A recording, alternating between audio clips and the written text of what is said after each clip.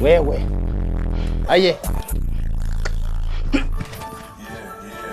Tata nini nakusumbua? Ni nini mbaya? Si usime hiyo kitu wewe.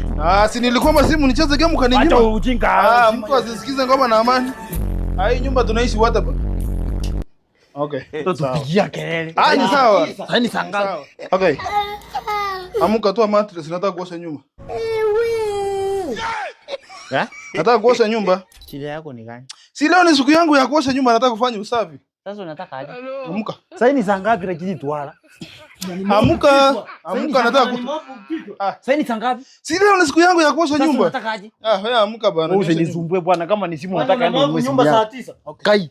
Ni simu ngapi zinapiganiwa sasa hivi mali wanapeana simu 100 za Tecno zinapiganiwa. Si ucheze lingi kwa bayo ucheze mali win Christian za kushinda simu. Wewe amuka nioshe nyumba bwana. Kai, siamuki. Nataka akiamka toa mattress nioshe nyumba. Siamuki. Nikaeka radio.